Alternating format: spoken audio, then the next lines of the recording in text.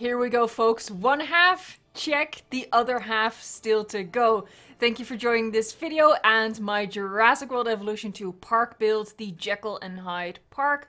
We finished the horror side of the park, so now it's time to work on the happy side of the park.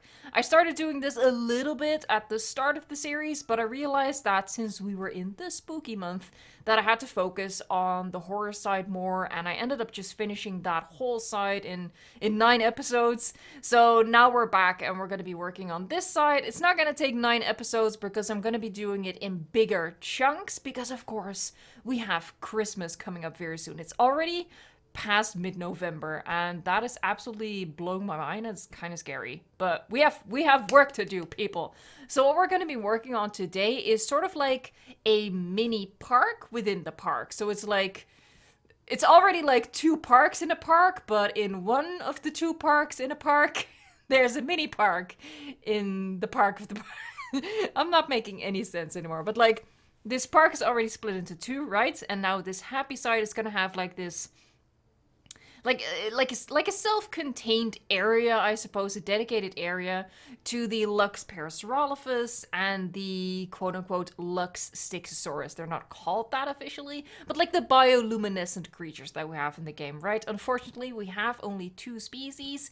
Maybe if you're using mods, they probably have more. I remember those being a thing before modding broke for a while, but modding is back on track. So yeah, you might have more species if you are using mods, but I'm still playing the game completely unmodded, completely vanilla, still really loving it. And that leaves us with just the Parasaurolophus and the Styxosaurus. So this is like the outside area still that I want to beautify, as that is really the point of this half of the park. It all has to be prim and proper and professional and a whole lot of peas. That sounds weird. That sounds like people maybe, oh, hold on. Maybe I do need to put down more restrooms. Yeah, that's probably a thing. But anyway, so this is like still the outside of the area. We're not in the magical bioluminescent area quite yet. This is the entrance leading up to it, I suppose. And I haven't decided yet what dinosaur I'm gonna put in that little enclosure over there. So as always, I welcome you guys' dinosaur suggestions. So suggest a dinosaur in the comments down below, something that would work in a small enclosure like that, something that wouldn't realistically jump over the planters, you know. Let's brainstorm here a little bit. What can we put over here that's gonna be a nice fit? We have Homalocephali to the right of us in that exhibit, and of course the Styxosaurus are gonna go into the lagoon. So that's yeah, I'm gonna leave that to you guys. I'll pick a comment, I'll pick a suggestion out of the comments and see what we can do over there.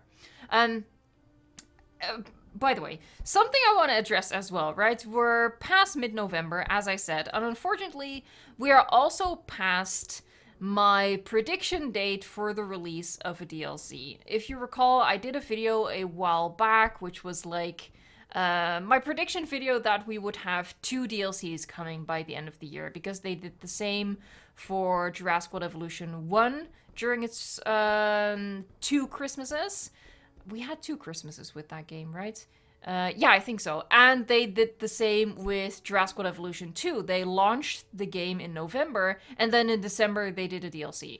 So they have a history of doing 2 things at the end of the year. Something big, a big DLC or a full game, and something small, like the Raptor Pack that they did in combination with the Return to Jurassic Park DLC for Jurassic World Evolution 1. Or you know, a dinosaur pack, something like that, right? So I made the prediction that history would repeat itself, but it seems like Frontier is on a streak of just breaking pattern, because obviously they released the zipline attraction last week, which is something they had never done before. There was no precedent for that. So that's great, but on the other hand, apparently that means we're like in uncharted territory, and there's no logical way to deduce anything anymore. But that being said, I was totally wrong apparently, because it's already the 17th of November and we don't have any announcement yet of anything coming, right? And if there was something coming in November, I would assume that we would hear it by now, because obviously at least something has to happen in December, right? That's something. Well, I say that, but as I just said, they just became completely unpredictable. But I'm still predicting we're gonna get something in December.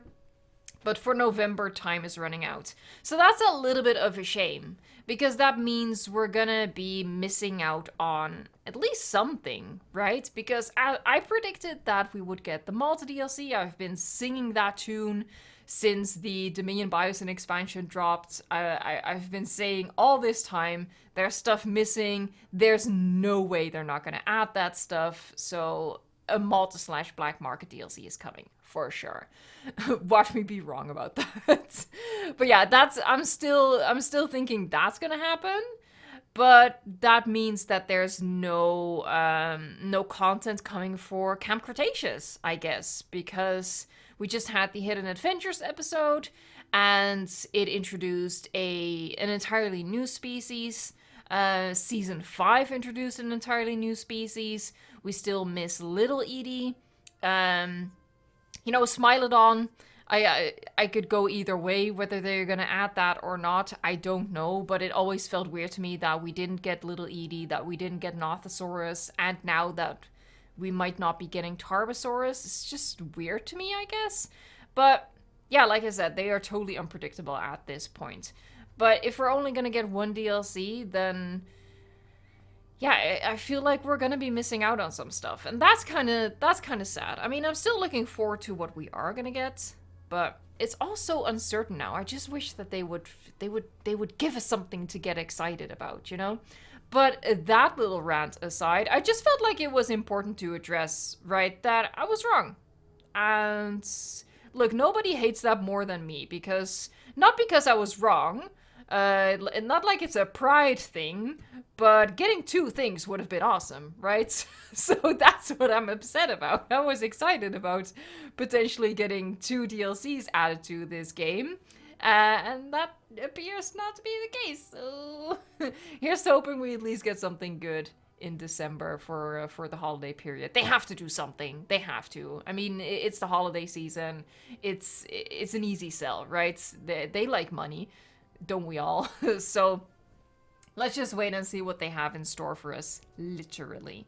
That being said, by the way, we know there's something coming because there's a lot of activity on the SteamDB page. So you can actually see that they are working on stuff, on stuff in the game. So we actually do know for sure something is coming. We just don't know how much and when, unfortunately. But I just wanted to have that little rant and just put it out there. Like, yeah, totally wrong. Sherlock Evo has failed us all, and I feel like I should probably retire that joke. Because she's been wrong. She's been wrong twice, and she's been right twice. I don't think I deserved the Sherlock Evo phrase anymore. Anyway, about this build, you can see that we've I've dug down this area because I want it to feel really like its own thing, like it's not part of the main park, I suppose. Feel secluded because this is like this magical area, right? And you only see the Parasaurolophus if you go down in here. You can't see it from the top or from anywhere else. So that's why we sunk down. And I'm just adding like this little roundabout section. So basically people walk into the enclosure, they have this magical experience with the Parasaurolophus, and then they go back. And of course in the lagoon we're gonna have the Styxosaurus. So I'm lining the bottom of the enclosure with the invisible fence, as you can see right here. And I'm gonna be lining the top with concrete fence because, as I said, it's not... people are not supposed to be able to look into this area of the park from any other section, right? It's supposed to be completely private to give it that more like a special atmosphere. And I really like this idea of pretending like you're walking into the enclosure. And we use the invisible fence on the horror side of the park a lot to make people feel like they're walking among Majungasaurus and Megalosaurus. But here it's just like, you're walking among these beautiful magical Parasaurolophus, which I feel has a completely different different experience to it. So I think it works, you know. Although I would probably be kind of nervous walking among even Parasaurolophus, but that's a whole other point. So I'm just adding some water in this exhibit, and what you saw me do was just test if the water fountains could go into water. Unfortunately, that's not the case. So that's why I pulled the water back from the lagoon wall, because I want to line that entirely with fountains. I feel like that creates a really cool effect, because the fountains have quite a bit of glow at night. So I did this before in another park. It was my Mega Lagoon, Mega Aviary Park. I really liked how that looked, the glow of the water fountains on the wall of the lagoon. So that's why I wanted to replicate that over here. And unfortunately, yeah, you can't get the water very close to that anymore. But the effect of that at night is really, really cool. Now, obviously, this half of the park, the happy side of the park, is the daytime park, I suppose. So technically, this is where people should go during the daytime, and then during night, you can get the horror tour. Oh, side note, we're going to be talking about this in a little bit. That's a whole different rant. But obviously, because of the bioluminescence, this part of the park also has to be experienced at night. So that's why I'm paying more attention to the lights as well. They're not as important in the rest of the park because, as I said, this half of the park at least, we're going to be touring during daytime, so you're not going to be seeing the effects of the light anyway, aside from, you know, it being a nice decorative thing to put around. Also, the enclosure that this is looking into right here, I also haven't decided what I'm going to put in here either. I'm just really letting you guys do all of the work. Please help me. I need help. So yeah, give your suggestion for this exhibit as well. We have invisible fences, so we can put anything in here, right? Because the invisible fences do all of the work. So yeah, let me know about that. Now, this section that I'm working on right here is all just wasted effort, really. I'm showing it in the hopes that it gives you some inspiration of what you can do, like this like little path branching off to take the guests right by the invisible fence. That might be something cool for you to incorporate in your own park instead of, you know, taking the main path right by the fence. But we're gonna have to destroy all of this in a little bit because I forgot something very important. And you know what? Let's see if you can figure it out. What am I forgetting? I'll let you. We'll get to it when we'll get to it. Think about it. What did I forget as I was working on this entire section? So, lights. We're gonna continue with the lights. I'm just framing this entire path that curves around the lagoon and just gently slopes down into the Parasaurolophus exhibit, just for that magical effect again. And more lights. Oh god, this is something else. This is top tier narration over here. I'm sorry.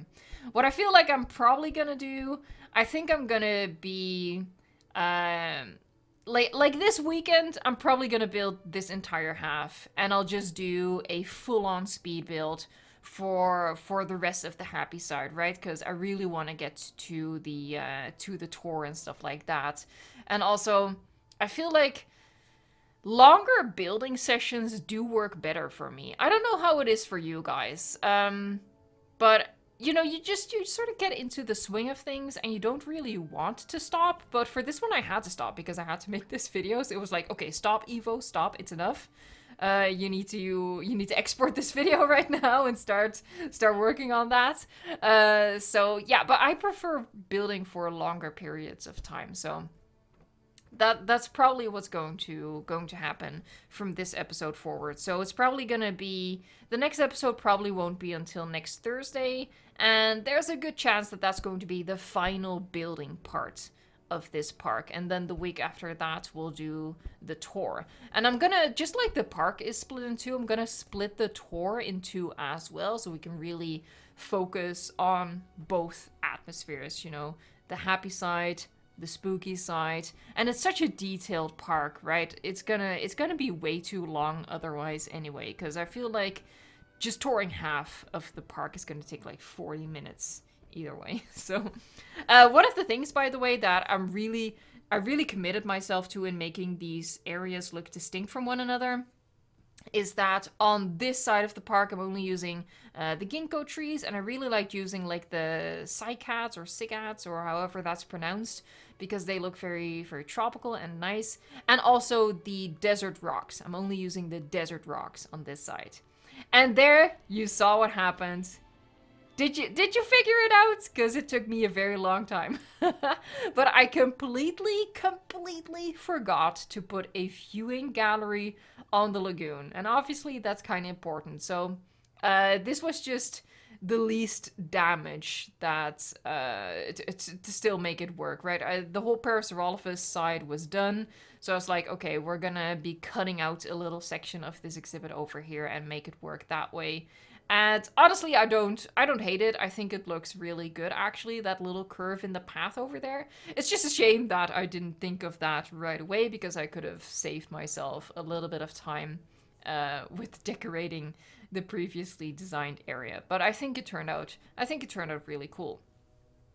So I'm basically like doing something similar, you know, lining it with the concrete barrier to give a little bit more of a, like literally give it a physical barrier, more so for the guests, so the guests don't wander over the invisible fence than for the dinosaurs. And that's basically it. What I really always like doing, by the way, you'll see it right here, is I'm hiding like the side of the building with the concrete fence. I always hide the backs of amenities buildings with concrete fences, just because I think you don't want your perfect theme park to have all of these exposed utility bits, right? The backs of the buildings and even the sides of the viewing galleries, they look quite utilitarian. There's stuff on there like electricity boxes and pipes and whatnot. You don't want your guests to see that, so that's why I framed the viewing gallery with sorry, not with invisible fences. That defeats the purpose. With the concrete fences to hide that from sight. Put some flags in front of it, and it's all fine and dandy and cool.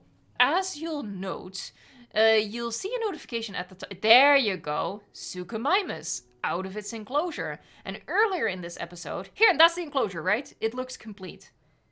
And earlier in the episode, there was a Struthiomimus running around. Even though that enclosure, which is right there at the bottom of the screen right now, is also a full enclosure. Dinosaurs phasing through fences is a really big issue in this park. And you have to keep in mind, comfort is turned off, escapes are turned off, so they should be perfectly fine in their exhibits and not go anywhere, right?